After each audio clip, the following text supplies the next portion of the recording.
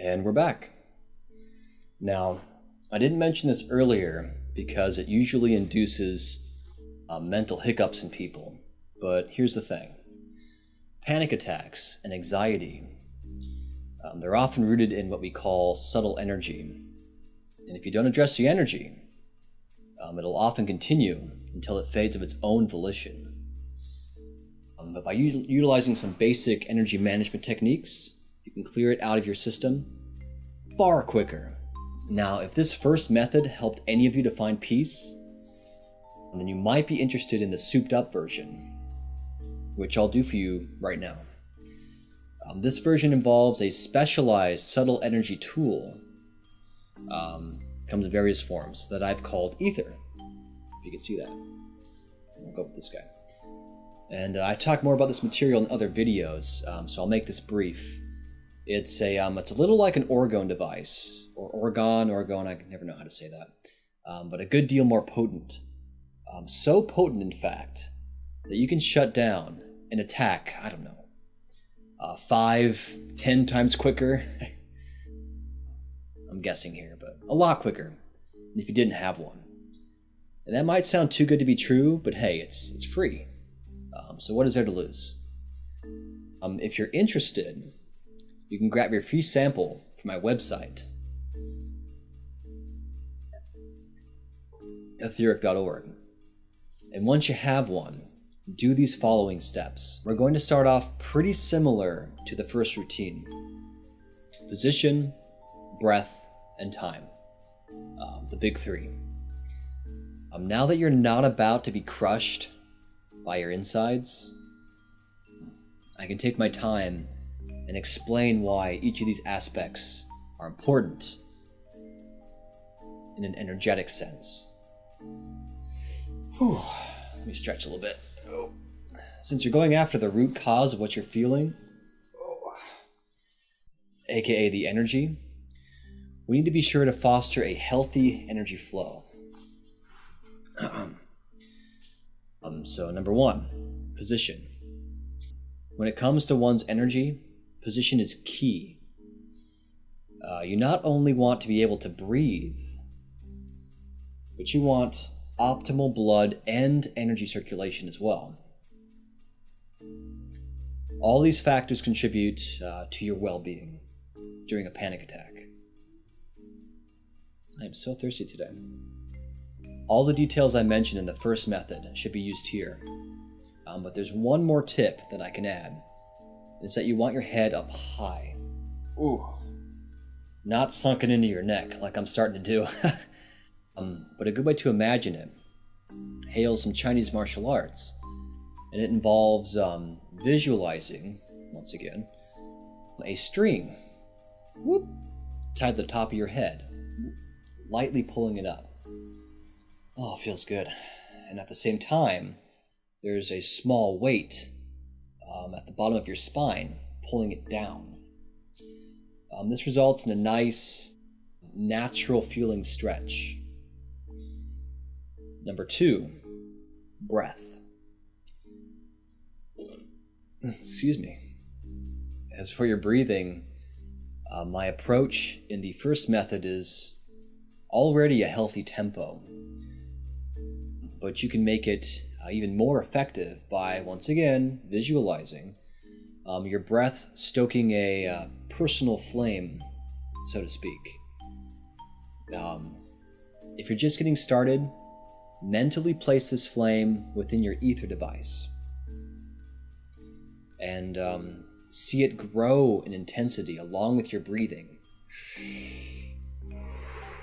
Just like you'd stoke a flame with like a blacksmith or whatever.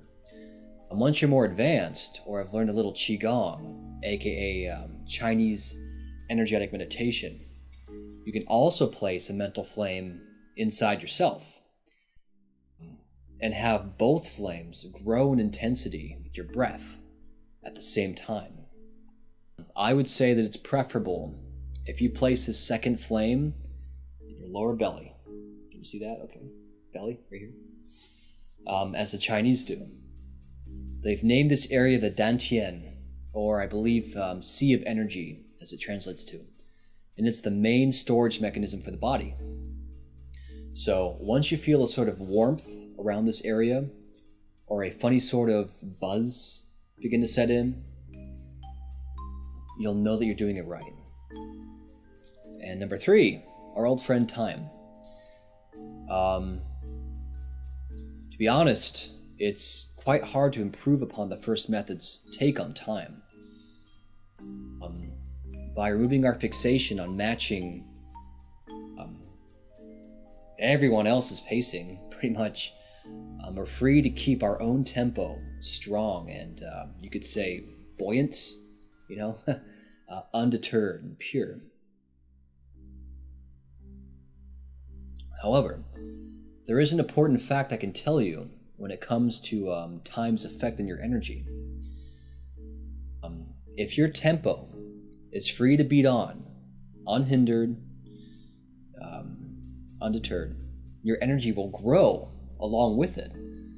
Think of it as creating a still and stable pot of soil for your little plant to grow in, versus the plant being yanked out and placed in other people's pots over and over again.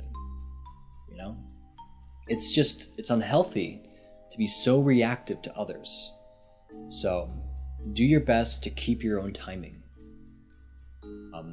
Fortunately, if you're given a moment to build your momentum and your energy, you'll find that it's much more difficult for others to drag you into their pacing. It's as if you gather more mass, more inertia, and are thus harder to budge off course. People can barge in, interrupt you, laugh or scream or jump around, and you can just simply sit back and witness it all occur, unfazed, as if you were watching an odd TV commercial or something. Since you're unable to uproot your energy, you will find yourself surprisingly unaffected, and it's great. Anywho, so number 4, hold ether, focus on its tempo and sensation. It's a long section. So now if you find it difficult to determine what your tempo even is, or what it should be, then it might be a good idea to follow the tempo of the ether instead. Can you even see this? Can you see that okay? These devices can have a variety of sensations and tempos, but all of them feel quite pleasant, really nice, and uniquely intense. By holding your ether device for a moment or two, relaxing, and of course continuing your fire-stoking breath, the sensation you feel in your hand will slowly spread up your arm and throughout your body.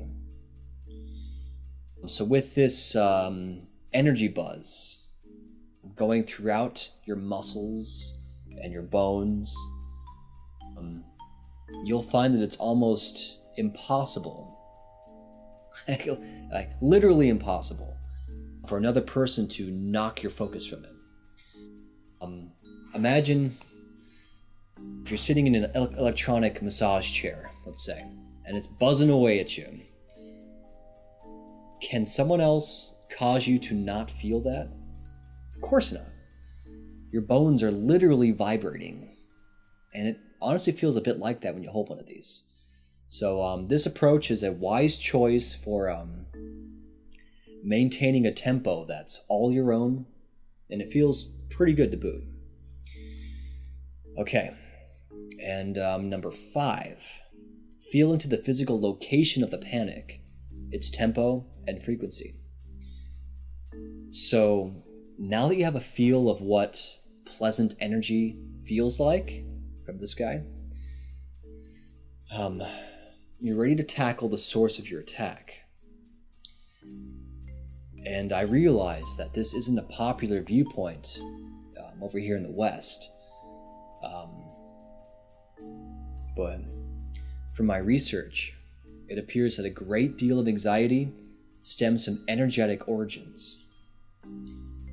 Whether it's rooted in your surroundings or the energy of those around you, which is often the culprit, more often than not, is the people around you.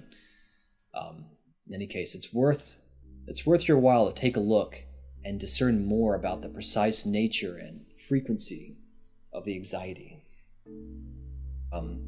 Try and observe as much about it as you can, no matter how much the thought of doing so might spook you. It's true. I know it's true. By staring your attack in the face, you might actually experience further panic if you were to be unarmed. But be aware, you now possess a powerful subtle energy tool. You can rectify and negate this anxious energy. And you'll do it best if you are able to connect the etheric sensation that you're feeling to it, the anxiety that is, as thoroughly as possible. Being on opposite ends of the emotional energy spectrum that is scathingly positive versus disharmonious, anxious energy, naturally they cancel each other out when they meet, like matter and antimatter. And ether, being unlimited in its output, will naturally win in the end. Just be confident and wait it out.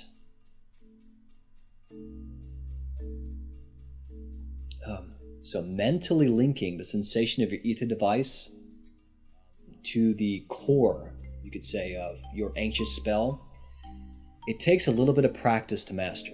It takes a lot of practice to master. Most people, to tell the truth, have no concept of subtle energy, nor its effect on us and our moods. But the thing is, most of us understand this aspect of our world quite intuitively, but through different viewpoints.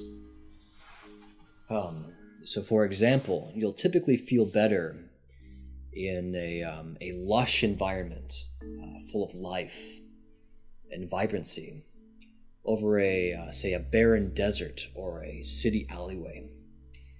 If you find yourself mysteriously enjoying a certain location over others, oftentimes it's the energy of the geography that you're tuning into.